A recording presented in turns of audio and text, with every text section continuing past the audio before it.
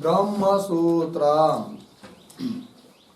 ब्रह्मसूत्र ग्रंथ में page number 565 और 565 पेज के ऊपर से 4 नंबर की पंक्ति है। न च सन्निधान विशेषात् कुतश्चित् कारण बहुत्वादीनि एव आरभन्ते अर्धविराम न पारिमांडल्यादीनि इति उच्येत। ठीक, देखो भाई, तो बात यह चल रही है कि द्वितीय अध्याय द्वितीय पाद और द्वितीय अध्याय के द्वितीय पाद का यह 2 नंबर का अधिकरण है। इस अधिकरण का नाम है महद दीर्घाधिकरणम और इस अधिकरण का विचार विषय है क्या कि चेतन ब्रह्म से ही ये जगत उत्पन्न होता है। इस बात को बताने वाला जो ब्रह्म समन्वय वही इस अधिकरण का विचार विषय है। जबकि पूर्व पक्षी ने कहा कि जगत के प्रति ब्रह्म को कारण मानना उचित नहीं है, क्योंकि एक नियम होता है कारण के गुण कार्य द्रव्य के गुण को उत्पन्न करते हैं। जैसे तंतु का रूप यदि शुक्ल है तो वह शुक्ल रूप तंतु के कारण तंतु का कार्य जो पट उस पट के शुक्ल रूप को उत्पन्न करता है। उसी प्रकार यदि जगत के प्रति ब्रह्म को कारण मानेंगे तो ब्रह्म चेतन है, चेतनता उसमें है, अतः उस ब्रह्म का कार्य जो जगत उसमें भी चेतनत्व आना चाहिए।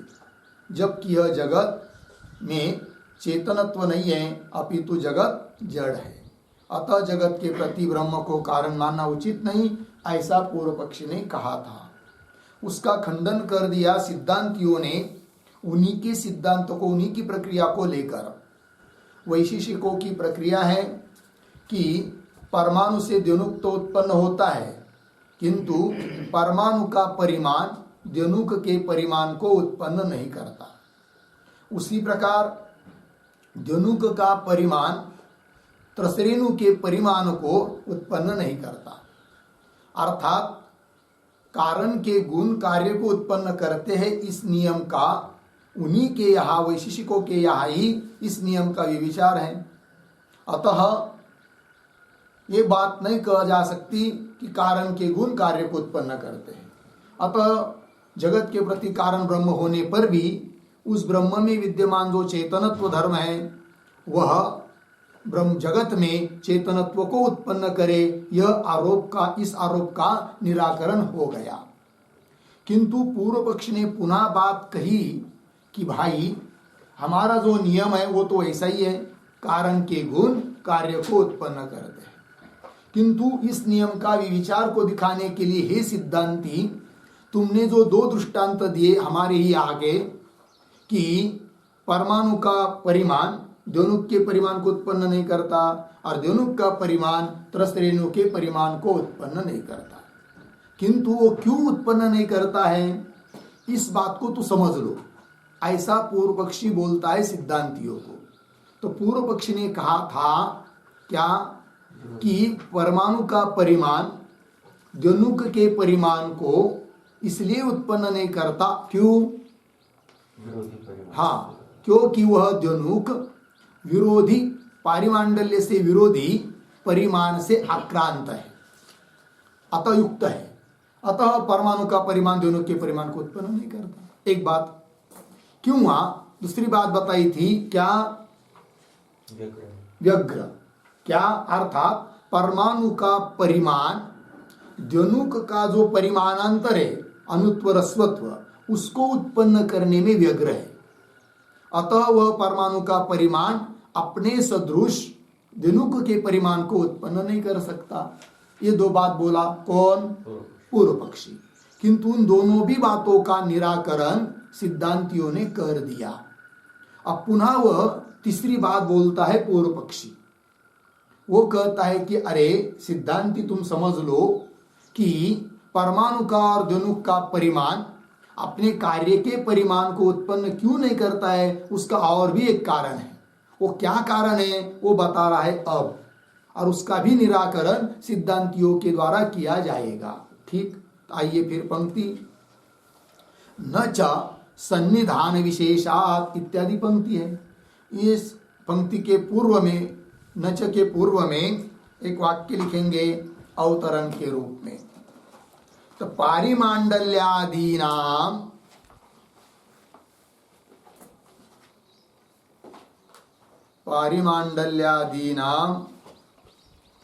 सन्निधि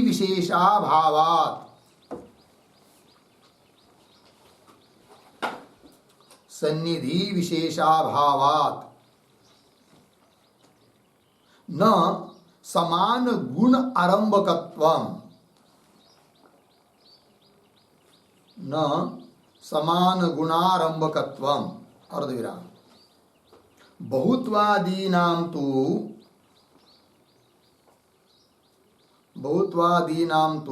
कुतश्चित् सन्निधान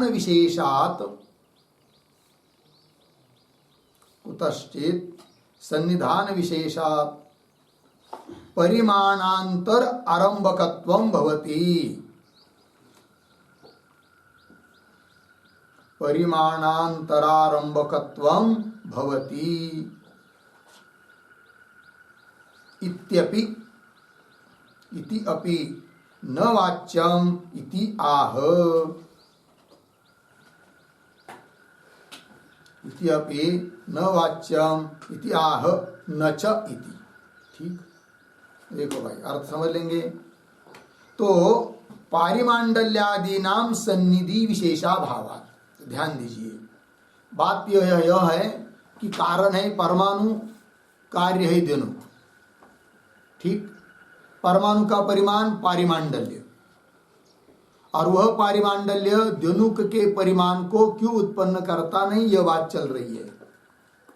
तब उस पर पूर्व पक्षी बोलता है क्या कि पारिमांडल्यादीनां सन्निधि विशेष अभावात्, वो पारिमांडल्य जो है तो द्युनुक के परिमाण को उत्पन्न करता है परमाणुगत संख्या, न कि परमाणु में विद्यमान पारिमांडल्य।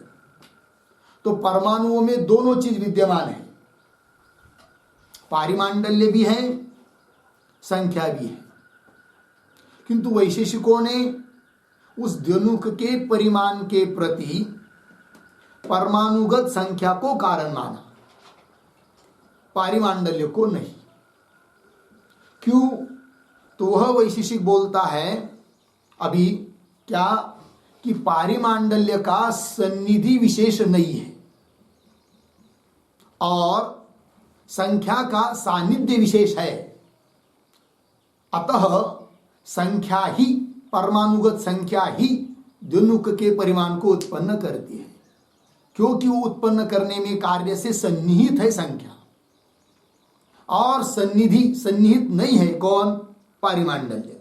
अतः पारिमांडल्य उत्पन्न नहीं कर पाता द्युनुक के परिमाण को, अपने सदृश परिमाण को, और संख्या उस द्युनुक के परिमाण को उत्पन्न कर पाती है, क्योंकि द्युनुक परमाणु में जो विद्यमान संख्या है वो सन्निहित है कार्य की दृष्टि से, पारिमांडल्य सन्निहित नहीं है। इस प्रकार समाधान करने का प्रयास करता है कौन, पूर्व पक्षी, किंतु वह भी उसका समाधान ठीक नहीं, वो सिद्धांती कहेंगे। तो एक एक बात देखिए, अवतरणिका की पंक्ति, पारिमांडल्यादीना सन्निधि विशेष अभाव, सन्निधि विशेष नहीं है, उसमें अभाव है, और इसलिए अभाव होने के कारण पंचमी न समान गुणारंभकत्वम, समान गुणारंभकत्वम न, पारिमांडल्य में समान गुणारंभकत्व नहीं है, हेतु सन्निधि विशेष अभाव।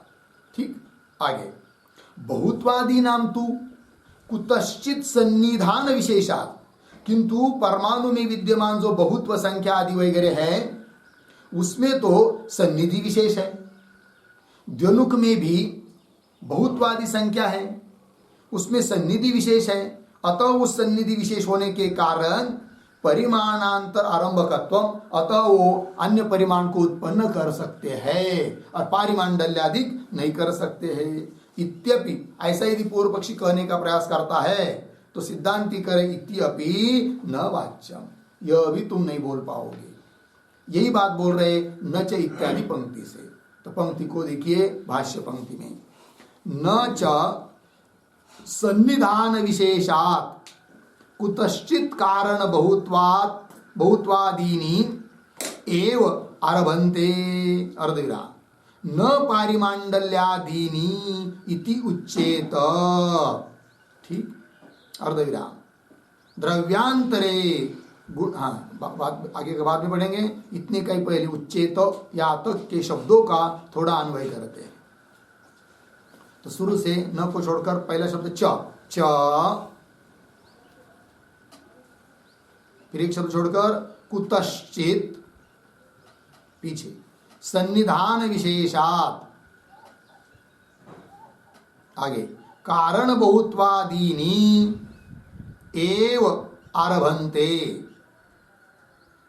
न पारिमांडल्यादीनि इति। फिर वाक्य के आरंभ का न उच्चेत, उच्चेत अंतिम में।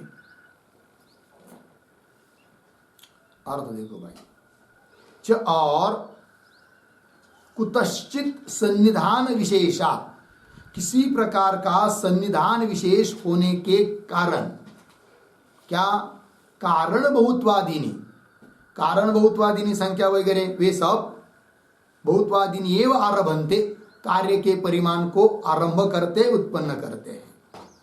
न पारिमांडल्यादीनि, क्योंकि सन्निधि विशेष नहीं है उसका, तो न पारिमांडल्यादीनि इति न उच्चेत। किंतु ऐसा पूर्व पक्षी यदि कहने का प्रयास करेगा तो बोल नहीं पाएगा, ऐसा कहना उसका ठीक नहीं है। कारण क्या, तो बता रहे सिद्धांति आगे, द्रव्यांतरे गुणांतरे वा आरभ्यमाणे सर्वेषां कारण गुणानां स्वाश्रय समवाय अविशेषात। ठीक, अर्थात जो हेतु देने का प्रयास किया पूर्व पक्षी ने कि सन्निधि विशेष का अभाव वगैरह, वो हेतु ही उसका ठीक नहीं है।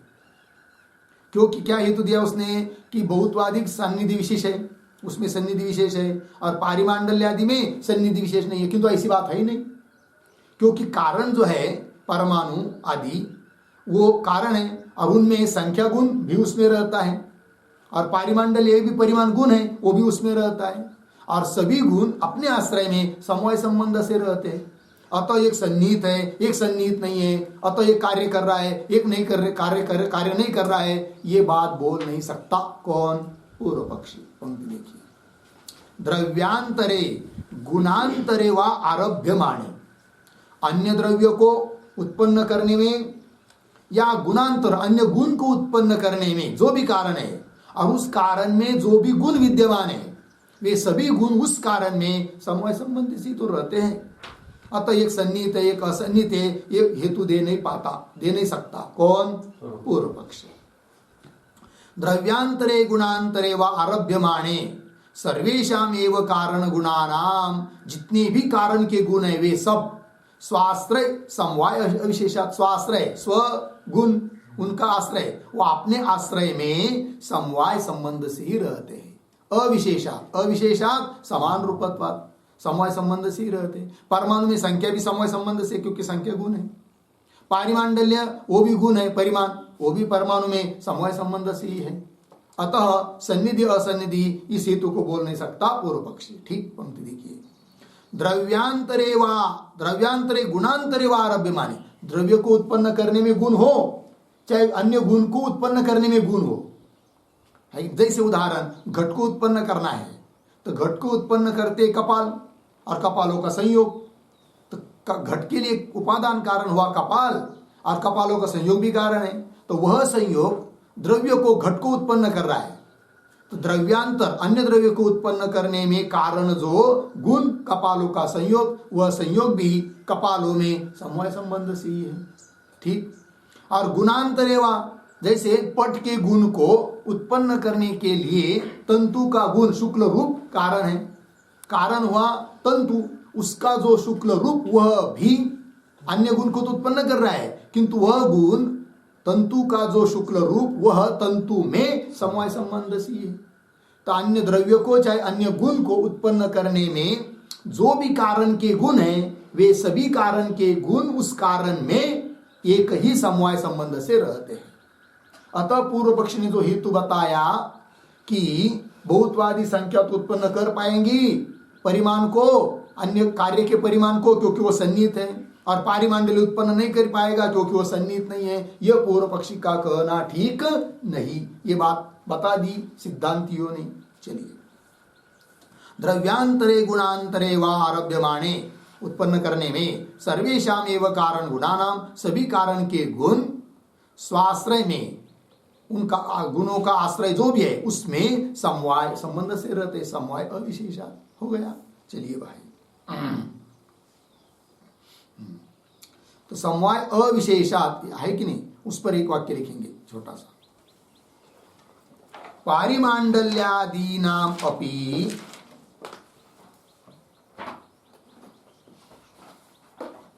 पारिमांडल्यादीनाम अपि बहुत्वादिवत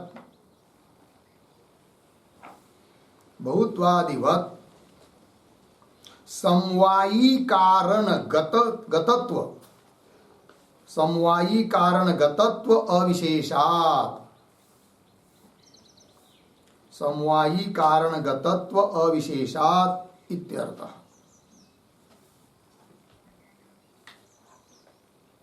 ठीक है, देखो भाई, पारिमांडल्यादि नाम अपनी बहुत्वादिवत, मतलब संख्या की तरह पारिमांडल्यादिक भी समवायी कारण में ही विद्यमान है।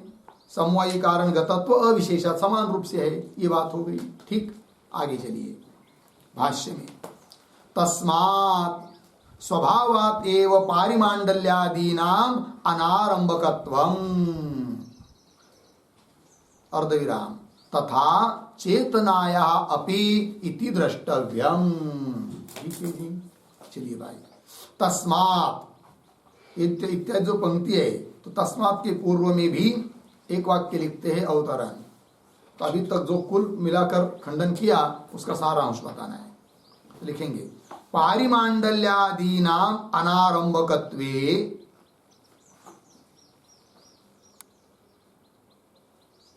पारिमांडल्यादीनाम अनारंभकत्वे, कौंस में लिखिए हेतु, और आगे की तरफ बांध देकर कौंस बंद।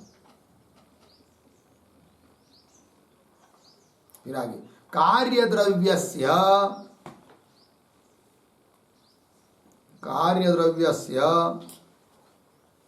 विरोधि गुणाक्रांतत्वम, विरोधि गुणाक्रांतत्वम अर्धविराम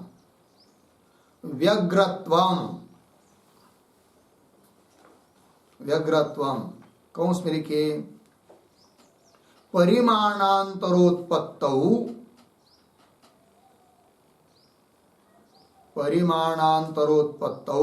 व्यस्तत्वम कौंस बंद अर्धविराम। आगे असन्निधि वा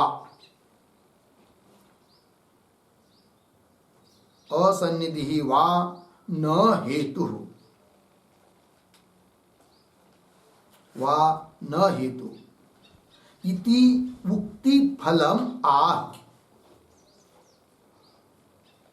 इति उक्ति फलम आह तस्मात् इति।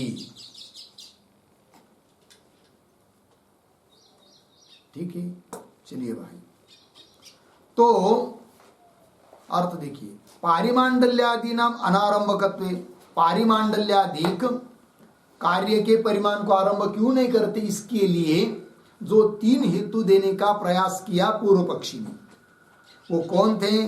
पहला हेतु दिया, देने का प्रयास किया उसने, कार्य द्रव्यस्य विरोधी गुण आक्रांतत्व, कार्य द्रव्य जो है वह विरोधी गुण से युक्त है, एक बात। दूसरा हेतु देने का प्रयास किया व्यग्रत्व, अर्थात परिमाणांतर उत्पत्ति में व्यस्त है पारिमांडल्यादि, इसलिए वो पारिमांडल्यादिक अपने सदृश परिमाण को उत्पन्न नहीं करते, ऐसा बोलने का प्रयास किया पूर्व पक्षी ने। और तीसरी बात बताई थी असन्निधि, किंतु वो तीनों भी न हेतु, है कि नहीं? क्या अन्य हेतु नहीं बन सकते? किसके लिए?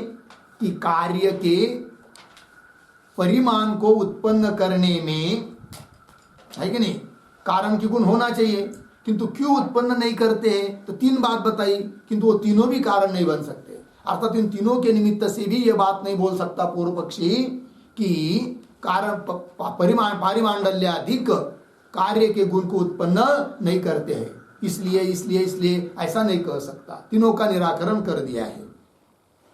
असन्निधिवान हेतु, ये तीनों बात का निराकरण कर दिया सिद्धांतियों ने। तो जो तीनों बात का निराकरण कर दिया, उसका फल क्या निकला? फलित क्या हुआ? तात्पर्य क्या हुआ? तो बतरिति उक्ति फलम आह तस्मात् इति। तो पंक्ति को देखिए, तस्मात् स्वभावात् एव पारिमांडल्यादीनाम अनारंभकत्वम। तो पारिमांडल्य अपने सदृश परिमाण को कार्य में उत्पन्न क्यों नहीं करता है? तो इसलिए उत्पन्न नहीं करता कि उत्पन्न न करने का उसका स्वभाव ही है, और कुछ नहीं। और ऐसा होने के कारण फिर उनके नियम का खंडन हो गया। पूर्व पक्षी के नियम का क्या नियम था उनका? कारण के गुण कार्य के गुण को उत्पन्न करते हैं, इस नियम का विचार हुआ।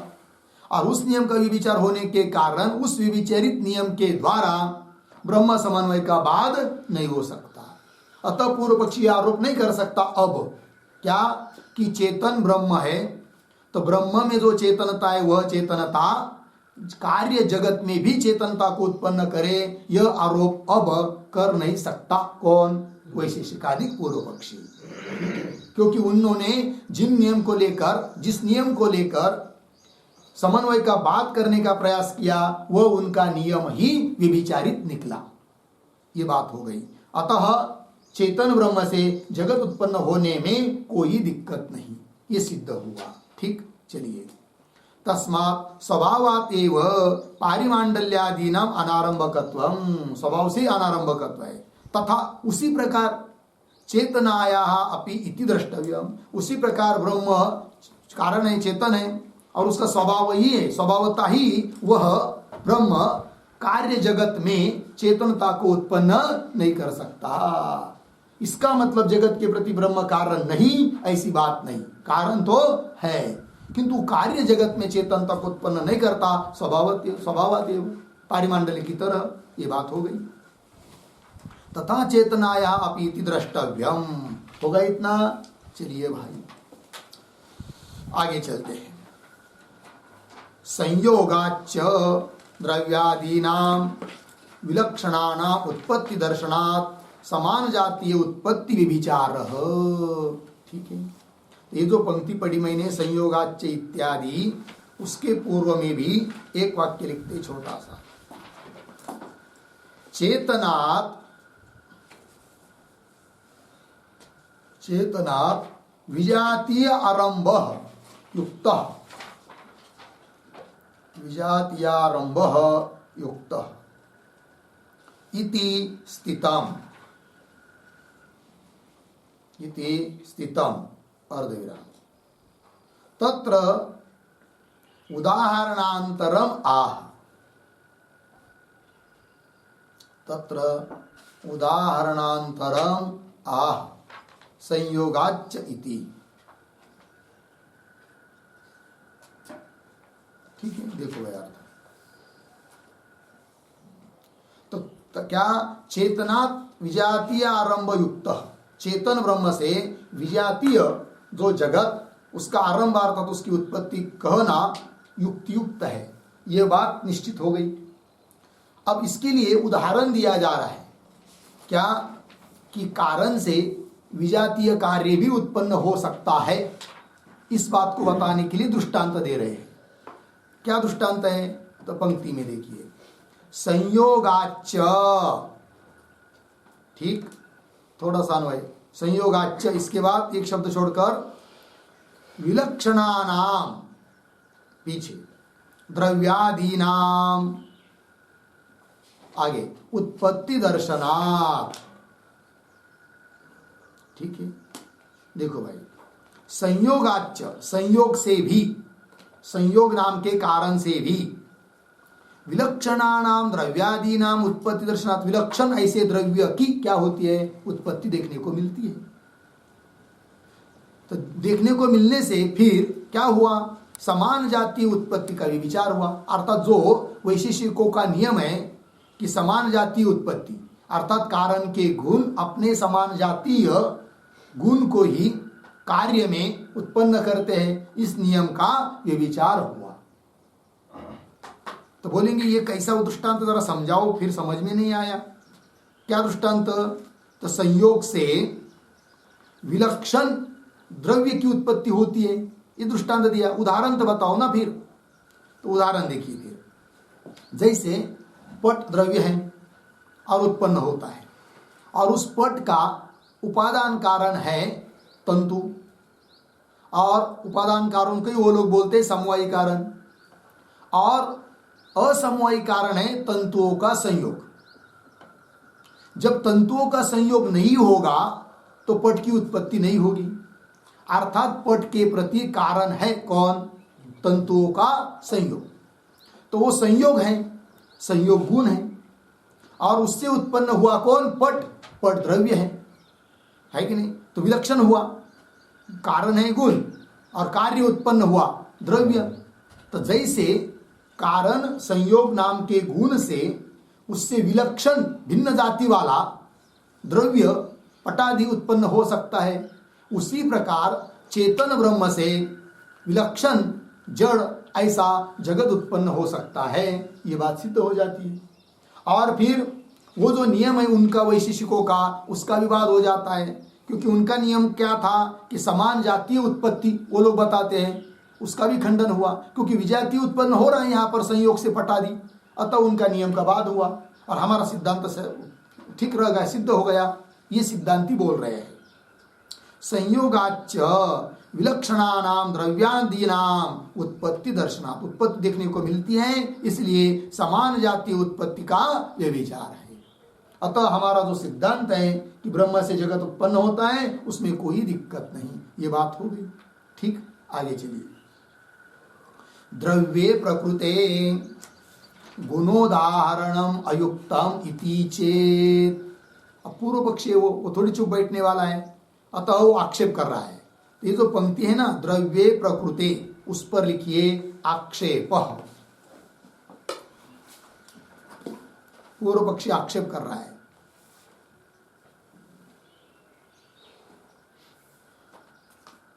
अब आक्षेप का क्या अभिप्राय है उसका, उस बात को समझने के लिए द्रव्य इत्यादि पंक्ति के पूर्व में एक वाक्य लिखते हैं अवतरण के रूप में। ननु चेतनम ब्रह्म, चेतनम ब्रह्म कार्योपादानत्वात्, कार्योपादानत्वात् द्रव्यम, द्रव्यम अर्धविराम तन्न विलक्षणस्य, तन्न विलक्षणस्य उपादानम, विलक्षणस्य उपादानम इति प्रकृते, इति प्रकृते किंचित द्रव्यम एव, किंचित द्रव्यम एव विलक्षण कार्यकरम, विलक्षण कार्यकरम उदाहर्तव्यम, उदाहर्तव्यम अर्धविराम न संयोगस्य गुणस्य, न संयोगस्य गुणस्य उदाहरणम युक्तम, उदाहरणम युक्तम इति शंकते, इति शंकते द्रव्ये इति।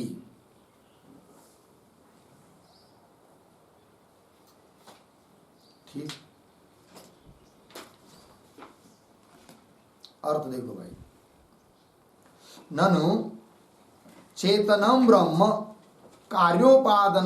कार्योपादानत्वात् द्रव्यम। ध्यान दीजिए अभिप्राय क्या है उसका। वो कहता है पूर्व पक्षी, ध्यान दीजिए भाई, क्या कि कार्य है जगत, वो द्रव्य है जगत, और उसके लिए उपादान कारण है ब्रह्म, और द्रव्य का जो उपादान कारण होता है वह द्रव्य ही होता है। ठीक, जो भी उपादान कारण बनता है वो द्रव्य ही होता है। और जगत के लिए उपादान कारण आप बता रहे किसको? चेतन को, ब्रह्म को, अर्थात ब्रह्म भी द्रव्य हुआ है नहीं। और उस ब्रह्म से विलक्षण जगत उत्पन्न नहीं हो सकता, यह हमारा आरोप है। और तुम उदाहरण दे रहे हमको कि जैसे संयोग नाम के गुण से विलक्षण कार्य पटादि उत्पन्न होते हैं, उस प्रकार ब्रह्म से विलक्षण जगत उत्पन्न हो सकता है। किंतु तुम्हारा दृष्टांत अलग है और यह अलग बात है, ये बोल रहा है पूर्व पक्षी। इधर क्या चीज है? द्रव्य जगत के प्रति उपादान कारण द्रव्य है। एक द्रव्य से विलक्षण द्रव्य उत्पन्न नहीं हो सकता, यह हमारा आरोप है। अतः तुम इस प्रकार का उदाहरण दो कि उपादान कारण द्रव्य ही है और उस द्रव्य से विलक्षण द्रव्य उत्पन्न हो रहा है, ऐसा उदाहरण दो ना। किंतु उदाहरण क्या दे रहे तुम? गुण से विलक्षण द्रव्य उत्पन्न हो रहा है, तो गुण का उदाहरण क्यों दे रहे हैं हमको? वो तो बात हम भी मान लेंगे, गुण से विलक्षण द्रव्य उत्पन्न हो सकता है, किंतु द्रव्य से विलक्षण द्रव्य उत्पन्न नहीं होता, यह हमारा आरोप है। और यहां पर वही बात है, ब्रह्म तो द्रव्य है। क्यों द्रव्य है ब्रह्म?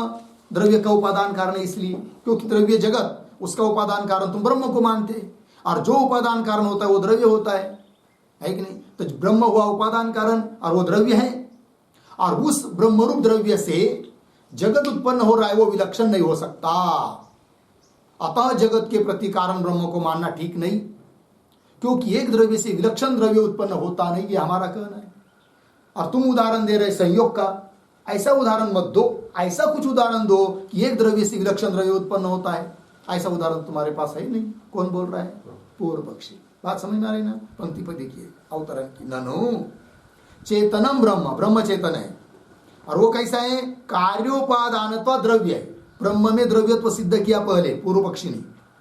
ब्रह्म द्रव्य इसलिए है कि वह कार्य का उपादान कारण है, और एक नियम होता है उनका कि उपादान कारण जो भी बनता है किसी भी कार्य का, वो द्रव्य ही बनता है।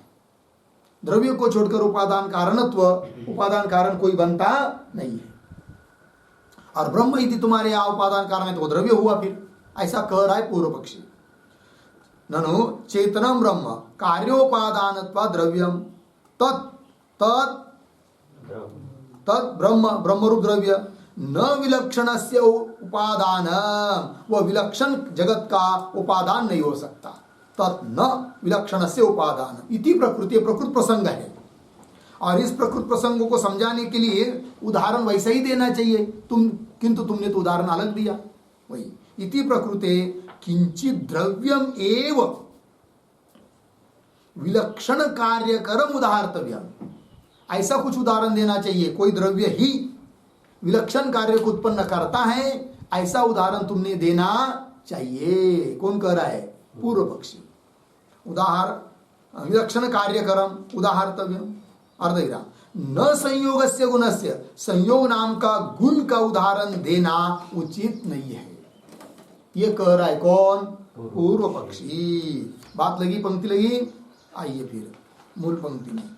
द्रव्ये प्रकृते, प्रकृत प्रसंग किसका चल रहा है? द्रव्य का। द्रव्य के प्रति द्रव्य कारण है। ऐसी स्थिति में गुणोदाहरणम अयुक्तम, गुण का उदाहरण देना अयुक्त है, जबकि उसके पीछे वाले पंक्ति में गुण का उदाहरण दिया है। क्या दिया है उदाहरण? कि संयोग से विलक्षण द्रव्य की उत्पत्ति होती है, उस प्रकार ब्रह्म से विलक्षण जगत की उत्पत्ति हो सकती है, किंतु गुण का उदाहरण देना उचित नहीं, क्योंकि प्रकृत प्रसंग द्रव्य का है। ये पूर्व पक्षी का अभिप्राय है। द्रव्ये प्रकृते गुणोदाहरणम अयुक्तम इति चेत, इस प्रकार यदि पूर्व पक्षी बोलता है तो सिद्धांति कर रहे न, ये तुम्हारा कहना ठीक नहीं है। क्यों भाई? तो दृष्टांतेन विलक्षण आरंभ मात्र से विवक्षितत्वात्, हेतु दे रहे सिद्धांती। किंतु ये जो पंक्ति है ना, न दृष्टांत इत्यादि, उसके ऊपर लिखिए समाधानम।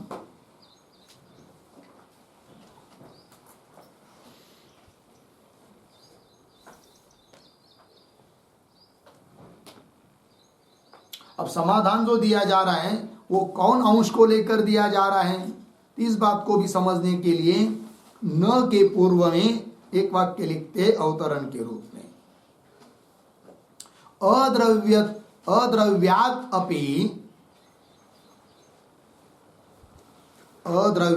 अपि संयोगात्, अद्रव्यात् अपि संयोगात् यथा द्रव्यम जायते, यथा द्रव्यम जायते तथा चेतनात्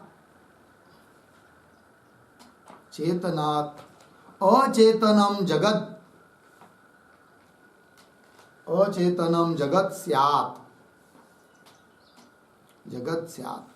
इति एतावन्मात्रम इष्टम, इति एतावन्मात्रम इष्टम इति आह न इति।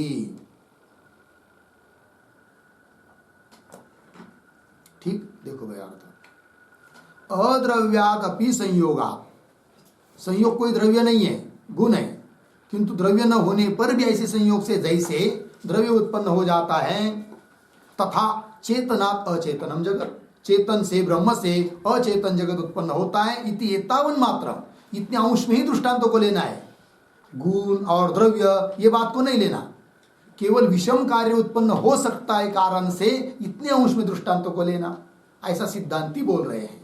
भाष्य पंक्ति में देखिए, इति चेत न दृष्टांतेन विलक्षण आरंभ मात्र से विवक्षितत्वा, दृष्टांत से इतना ही लेना, इतना ही विवक्षित है, विलक्षण आरंभ, विलक्षण उत्पत्ति होती है, इतनी ही बात को लेना है दृष्टांत से, गुण द्रव्य इतना ये सब बातों को नहीं लेना, ये सिद्धांती कर रहे हैं।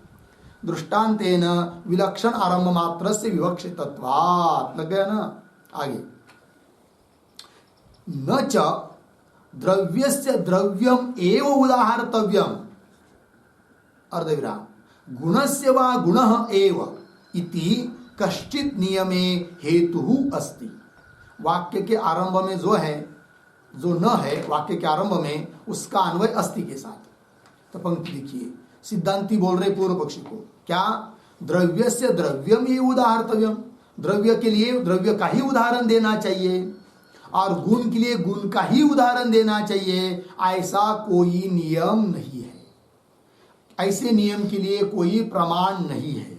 ये बात, द्रव्यस्य द्रव्यम एव उदाहर्तव्यम, गुणस्य गुणः वा गुणः एव इति कश्चित् नियम, ऐसा कोई नियम करने में हेतु न अस्ति, न कान्वय अस्ति के साथ, ऐसा कोई हेतु नहीं है, कोई प्रमाण नहीं है, कोई कारण नहीं है।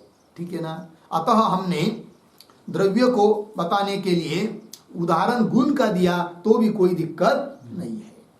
विलक्षण कार्य उत्पन्न होता है, इतने अंश के लिए दृष्टांतों को लेना, ये उत्तर दे दिया सिद्धांतियों ने। और आगे, और इतने के बावजूद भी यदि पूर्व पक्ष नहीं मानेगा, नहीं ऐसा थोड़ी होता है, गुण के लिए उदाहरण गुण का ही होना चाहिए, द्रव्य के लिए उदाहरण द्रव्य का ही होना चाहिए। बात चल रही है द्रव्य की, उदाहरण तुम दे रहे गुण का, ये तुम्हारा कहना ठीक नहीं है, ऐसा यदि बोलेगा कौन? पूर्व पक्षी। तब उसको फिर ऐसा अब उत्तर देंगे कि उसका मुंह ही बंद हो जाएगा। किसका? पूर्व पक्षी का। ठीक, आगे की पंक्ति से, सूत्रकारः अपि भवताम द्रव्यस्य गुणम उदाजहार। ठीक, चलिए, ये जो पंक्ति है ना, सूत्रकार अपि, उसके पूर्व में एक वाक्य लिखते, छोटा सा अवतरण, न केवलम अयम, न केवलम अयम अस्माकं अनियमः, अस्माकं अनियमः भवताम अपि इति आह, भवताम अपि इति आह सूत्रकारः इति।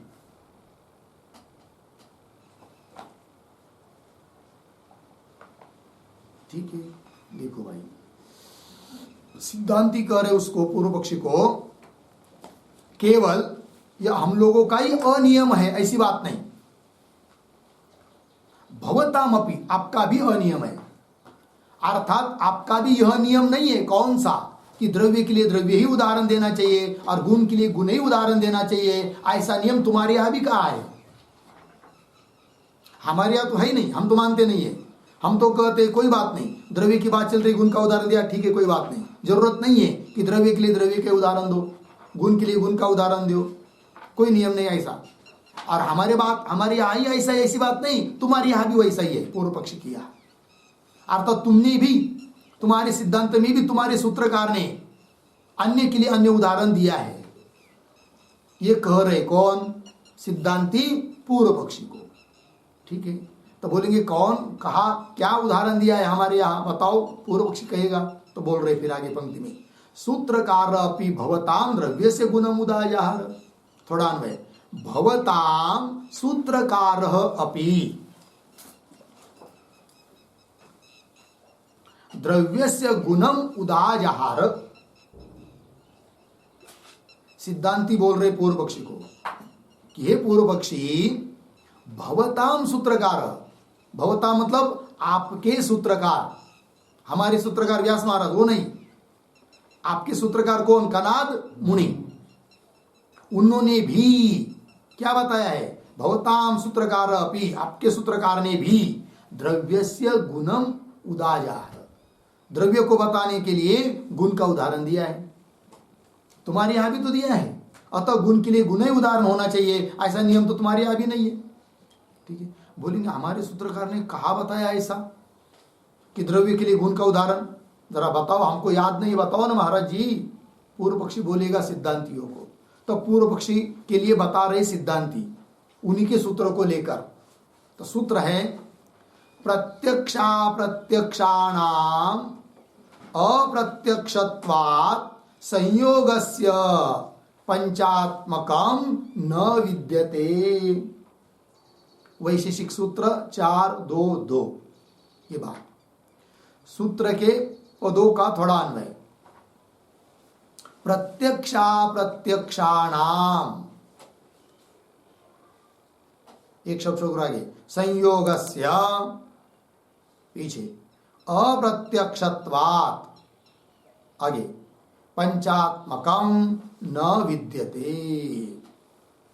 ठीक है, देखो भाई यार, तो बात यह है वहां का अभिप्राय।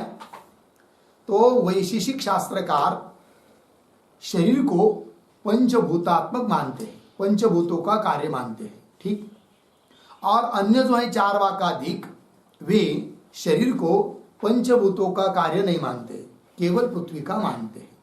ठीक, तो वो कहते हैं चार वाकाधिक क्या, कि यह शरीर पंचभूतात्मक नहीं है। यदि पंचभूतों का कार्य होता तो शरीर का प्रत्यक्ष नहीं होता। बोलेंगे ऐसे कैसे? तो वो बताते हैं दो बात है। तो जैसे संयोग होता है, तो संयोग एक का तो होता नहीं है, कम से कम दो का होता है, दो से आगे जितने भी हो संयोग हो सकता है।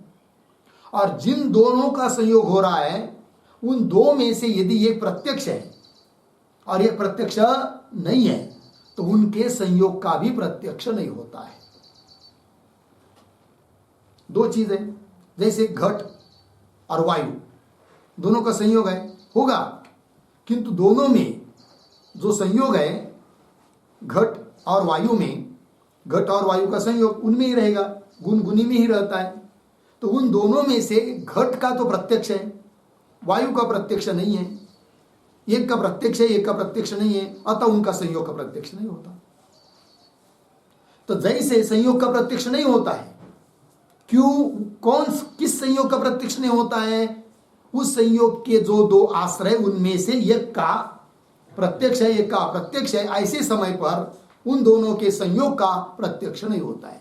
ये दृष्टांत हुआ संयोग। उस प्रकार यदि शरीर पंच महाभूतों का बना हुआ रहता, इसका मतलब पंच महाभूतों का संयोग हुआ।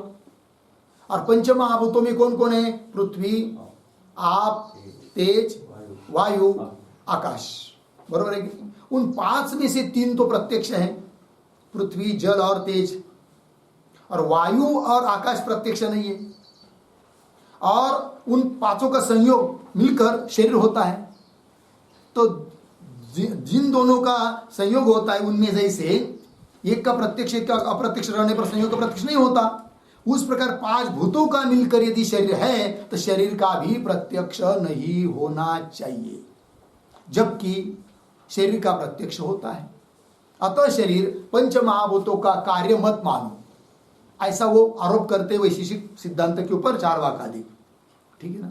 तो उनमें से इतना बात कहनी है क्या कि उदाहरण है संयोग का, कि संयोग का प्रत्यक्ष नहीं होता है क्योंकि उसके आश्रय एक का प्रत्यक्ष एक का अप्रत्यक्ष है। उस प्रकार शरीर का प्रत्यक्ष नहीं होना चाहिए। अब शरीर तो द्रव्य है, तो उदाहरण दिया है किसका? गुण का, है कि नहीं? संयोग। और बता रहे हैं किसको? शरीर को। तो जैसे तुम्हारे सूत्रकार ने भी, यद्यपि ये सूत्र पूर्व पक्षी का है किंतु उसको मान्य है वैशेषिक को, तभी तो उन्होंने उदाहरण के रूप में वो उसका उल्लेख किया है। तो जैसे फिर संयोग गुण का उदाहरण देकर शरीर को बता रहे हो, अर्थात द्रव्य के लिए गुण का उदाहरण तुमको भी मान्य है, तुम्हारे सूत्रकार ने भी दिया है। तो तुम्हारे सूत्रकार वैशेषिक है कि नहीं, सूत्रकार कनाद मुनि यदि इस बात का उदाहरण दे सकते, द्रव्य के लिए गुण का उदाहरण दे सकते हैं, तो हम क्यों द्रव्य के लिए गुण का उदाहरण नहीं दे सकेंगे? अतः हमने भी उदाहरण दे दिया द्रव्य के लिए गुण का। क्या कि जैसे संयोग नाम के गुण से विलक्षण द्रव्य उत्पन्न होता है, उस प्रकार ब्रह्म से विलक्षण जगत उत्पन्न होता है। बात लग रही ना? देखो भाई, पंक्ति को देखिए फिर, सूत्र को। प्रत्यक्ष अप्रत्यक्षाणाम संयोगस्य, प्रत्यक्ष एक का प्रत्यक्ष है एक का अप्रत्यक्ष है, तो प्रत्यक्ष अप्रत्यक्षों का जो संयोग, तो संयोगस्य संयोग का प्रत्यक्ष होता नहीं, इसलिए है नहीं, अप्रत्यक्षत्वात् पंचमी हेतु, इसलिए पंचात्मकम न विद्यते। यह शरीर पंचात्मक है, पंचभूतात्मक है, ऐसा नहीं बोल सकते, न विद्यते, ये बताया है वहां पर, ठीक है। इति ये सूत्र हुआ। अभी सूत्र का ही विवरण कर रहे आगे भाष्यकार भगवान। पंक्ति को देखिए, सूत्र की व्याख्या कर रहे, यथा प्रत्यक्ष अप्रत्यक्षयोः भूमि आकाशयोः, तो यथाक्रम से लगाना, भूमि और आकाश। तो उनमें प्रत्यक्ष कौन है? भूमि। अप्रत्यक्ष कौन है? आकाश। तो प्रत्यक्ष अप्रत्यक्षयोः भूमि आकाशयोः, उन भूमि और आकाश में समवयन संयोग, समवयन मतलब समवाय संबंध से विद्यमान है कौन? संयोग। क्योंकि संयोग क्या है? गुण। और गुण गुणी में किस संबंध से रहता है? समवाय संबंध से रहता है। और संयोग गुण जिन दोनों का है वो दो ही उसके गुणी हैं। यहां पर गुणी है कौन कौन? भूमि और आकाश। उनमें जो समवाय, उनमें संयोग रह रहा है समवाय संबंध से, ठीक, किंतु वह संयोग प्रत्यक्ष नहीं है। और वह संयोग अप्रत्यक्ष है, प्रत्यक्ष नहीं है। क्यों प्रत्यक्ष नहीं है? उसका आश्रय जो भूमि और आकाश, उन दोनों में से एक का प्रत्यक्ष है और एक का अप्रत्यक्ष है। पंक्ति देखिए, यथा प्रत्यक्ष अप्रत्यक्षयोः भूमि आकाशयोः समवयन संयोग अप्रत्यक्ष, ये उदाहरण दिया। एवं प्रत्यक्ष अप्रत्यक्षेषु पंचसु भूतेषु, पंचसु भूतेषु इसका विशेषण है प्रत्यक्ष अप्रत्यक्षेषु।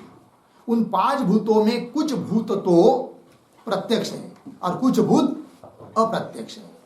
तीन प्रत्यक्ष है, तीन अप्रत्यक्ष है। एवं प्रत्यक्ष अप्रत्यक्षेषु पंचसु भूतेषु समवयत उस भूतों में समवाय संबंध से रहने वाला शरीरम अप्रत्यक्षम सत, शरीर भी अप्रत्यक्ष होना चाहिए। और यह शरीर भी समवाय संबंध से रह रहा है, कहा? उन 5 भूतों में, क्योंकि 5 भूतों से उत्पन्न मान रहे आप शरीर को, तो उपादान कारण हुआ कौन? 5 भूत, और कार्य हुआ कौन? शरीर। अवयवी हुआ शरीर, उसके अवयव हुए 5 भूत, और अवयवी अवयव का समवाय संबंध होता है। अतः समवाय संबंध से शरीर रह रहा है किसमें? 5 भूतों में। तो 5 भूतों में समवाय संबंध से रहने वाला शरीर भी फिर प्रत्यक्ष नहीं होना चाहिए, अप्रत्यक्षम सा। यदि शरीर प्रत्यक्ष न होता तब हम मानते शरीर के लिए 5 भूत कारण है, किंतु शरीर का प्रत्यक्ष होता है, अतः उसके प्रति 5 भूत कारण है, इस बात को हम नहीं मानते। ऐसा चार्वाकादिक वैशेषिकों को बोलते हैं। ठीक, समवाय शरीरम अप्रत्यक्षम स्यात्, लग गया। आगे प्रत्यक्षम ही शरीरम, किंतु शरीर तो क्या है? प्रत्यक्ष है। तस्मात् न पांच भौतिकम, इसलिए शरीर 5 भौतिक नहीं है। इति, तस्मात् न पांच भौतिकम इति, लग गया इतना? तो ये हो गया भाई। तो ये सब बीच वाली बात किसके लिए बताया था? कि तुम्हारे सूत्रकार ने भी द्रव्य के लिए गुण का उदाहरण दिया है, किंतु वो साफ साफ समझ में नहीं आ रहा है भाई हमको, कौन इसमें द्रव्य है और कौन गुण है, कौन उदाहरण है, कौन सिद्धांत है। तब उसको बताओ ना स्पष्ट रूप से। तब कह रहे आगे के पंक्ति में एतत् उक्तम भवति, लग गया। इस एतत् के पहले भी एक वाक्य लिखे अवतरण, कथम इदम सूत्रम, कथम इदम सूत्रम नियम भंगोपयोगी, नियम भंगोपयोगी इति आशंक्य, इति आशंक्य आह एतत् इति। ठीक, देखो भाई, तो कथम इदम सूत्रम नियम भंगोपयोगी है कि नहीं? नियम भंग का उपयोगी यह सूत्र किस प्रकार है बताओ, है कि नहीं? कथम इदम सूत्रम नियम भंगोपयोगी, कौन नियम? कि गुण के लिए गुण का उदाहरण देना चाहिए, द्रव्य के लिए द्रव्य को उदाहरण देना चाहिए, यह नियम बताने का प्रयास किया पूर्व पक्ष ने, किंतु इस नियम का भंग करने वाला है कौन? यह सूत्र। किंतु कैसा है जरा बताओ ना हमको। तो बता रहे एतद उत्तम भवति, अर्थात तात्पर्य यह निकला कि गुणश्च संयोग, द्रव्यम शरीरम, तो शरीर क्या है? द्रव्य, और संयोग क्या है? गुण। उदाहरण किसका दिया? संयोग का, अर्थात गुण का। संयोग प्रत्यक्ष नहीं होता है, और किसके लिए दिया? शरीर के लिए, और शरीर क्या है? द्रव्य। तो द्रव्य के लिए गुण का उदाहरण दिया कि नहीं? तुमने भी दिया है, अतः हमने भी द्रव्य के लिए गुण का उदाहरण दे दिया, अतः कोई दिक्कत नहीं, सिद्धांती बोल रहे हैं। लग गया? क्या गुण का उदाहरण दिया सिद्धांतियों ने? कि जैसे संयोग से विलक्षण द्रव्य उत्पन्न होता है विजातीय, उस प्रकार ब्रह्म से विजातीय जगत उत्पन्न होता है, ये बात बता दी है, इसमें कोई दिक्कत नहीं। ये बात लग गया पंक्ति। चलिए आगे, दृश्यते तू, ये ब्रह्म सूत्र है पीछे का 2:1:6, लेकिन क्यों आया अभी यहां? ठीक, इस बात को समझने के लिए दृश्यते तु इसके पूर्व में एक वाक्य लिखते हैं अवतरण, किंच, किंच विलक्षण द्रव्यस्य, विलक्षण द्रव्यस्य विलक्षण द्रव्यात् उत्पत्ति, विलक्षण द्रव्यात् उत्पत्ति इति अपि प्राक् प्रपंचितम, इत्यपि प्राक् प्रपंचितम इति आह दृश्यते तु, इति आह दृश्यते तु। ठीक, किंच क्या जी? तो विलक्षण द्रव्य से विलक्षण द्रव्य की उत्पत्ति होती है। इस बात के लिए यदि आपको उदाहरण चाहिए तो पीछे दे चुके हम लोग, है कि नहीं, अतः पुनः बताने की जरूरत नहीं। ये बात विलक्षण द्रव्य से विलक्षण द्रव्यात उत्पत्ति इत्यपि, यह बात भी प्राक पूर्व में प्रपंचितम विस्तार पूर्वक बताई है। कहां पर बताई है वो बता रहे अब, दृश्यते तु इत्यादि जगह। दृश्यते तु इति च अत्रापि, उस जगह पर भी विलक्षणोत्पत्ति ही प्रपंचिता, विलक्षण की उत्पत्ति होती है। विलक्षण कार्य से विलक्षण कार्य की, विलक्षण कारण से विलक्षण कार्य की उत्पत्ति, विलक्षण द्रव्य से विलक्षण द्रव्य की उत्पत्ति होती है। इस बात का विस्तार पूर्वक वर्णन पीछे किया है। विलक्षणोत्पत्ति प्रपंचिता लग गया, ये बात हो गई।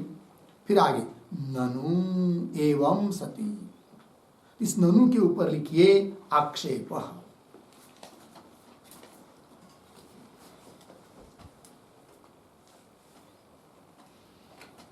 आक्षेप हो गया। तो पंक्ति देखिए भाई, तो क्या बात बताई जा रही ननु से, तो ननु के पूर्व में एक छोटा वाक्य, पौनरुक्त्यम आशंक्य,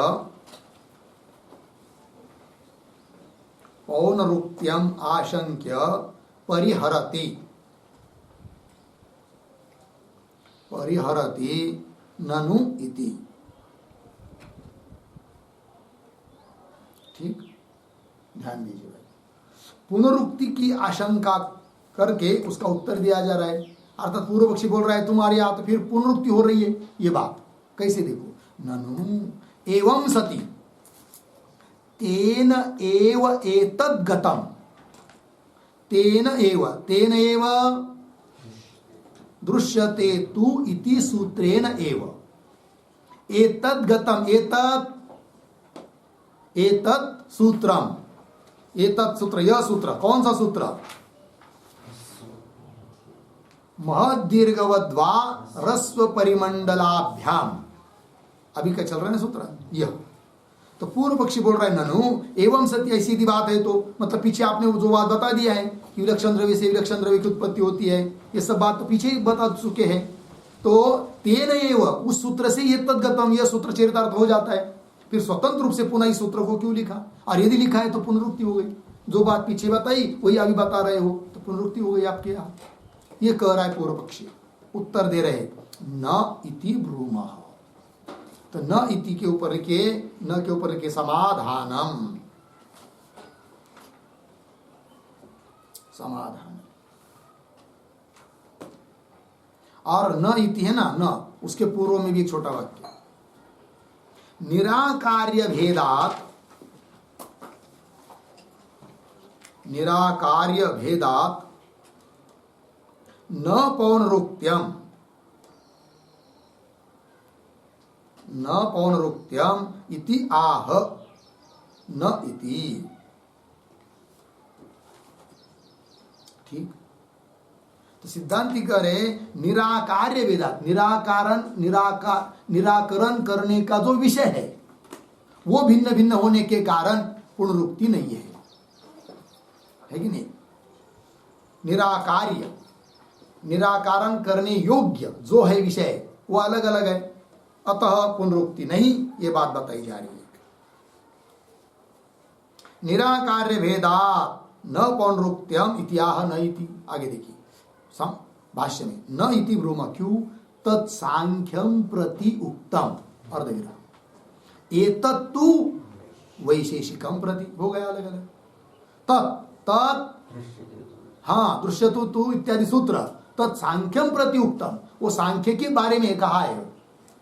और एतत्तु वैशेषिकम प्रति, और यह जो सूत्र अभी का चल रहा है वो वैशेषिकों के लिए कहा है, वैशेषिकों का निराकरण करने के लिए कहा है, और वह सांख्यों का निराकरण करने के लिए कहा था। अतः पुनरुक्ति दोष नहीं है। ठीक, आगे चलिए फिर, ननु अतिदेशोपि समान न्यायतया कृतः एतेन शिष्टा परिग्रह अपि व्याख्याता इति। ठीक, तो ये जो ननु है उसके ऊपर भी लिखिए आक्षेप।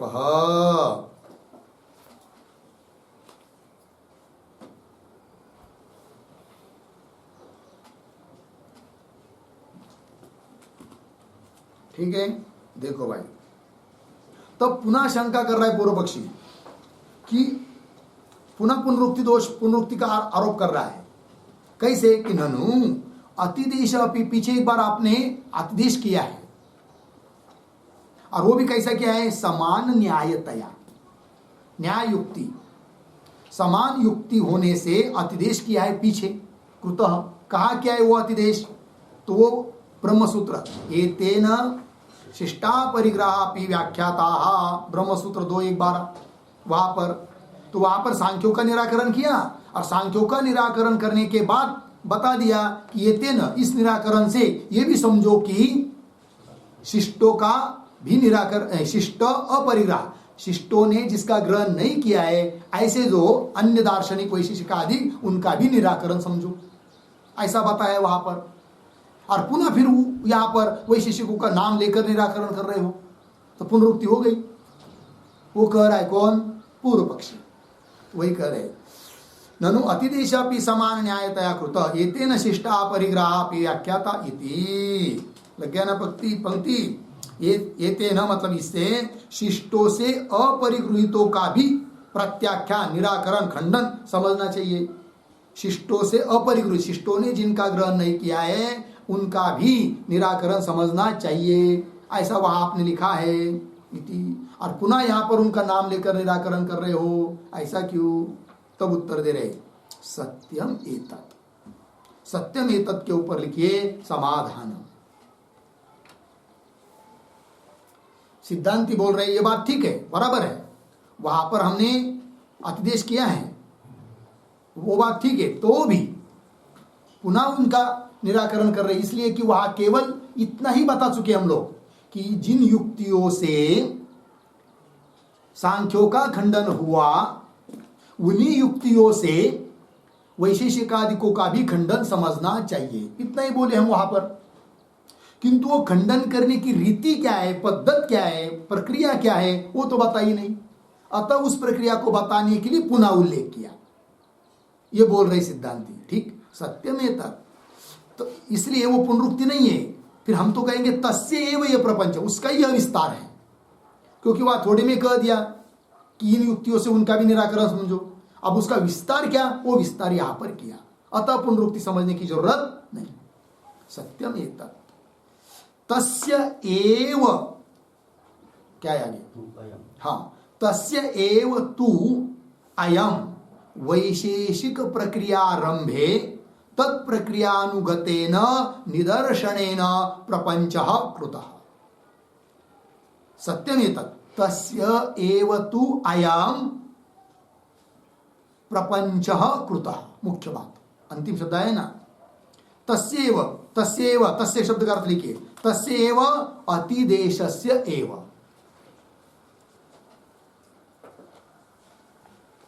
उस अतिदेश का ही अयम यह प्रपंचः, प्रपंचः विस्तारः कृतः, यह विस्तार किया है।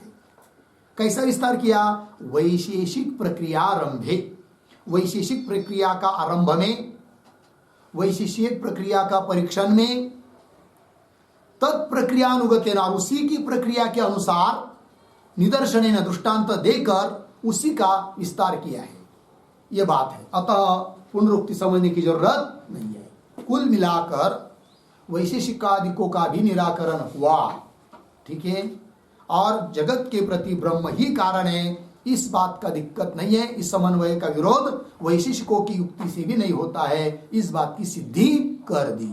उसके साथ इस 11 नंबर के सूत्र का भाष्य पूरा होता है, और उसके साथ साथ इस द्वितीय अधिकरण की भी परिसमाप्ति होती है। फिर इस पाद का तृतीय अधिकरण आ रहा है, उसका विचार हम लोग कल करेंगे। ओम पूर्णमदः पूर्णमिदं पूर्णात् पूर्णमुदच्यते पूर्णस्य पूर्णमादाय पूर्णमेवावशिष्यते। ओम शांति शांति शांति।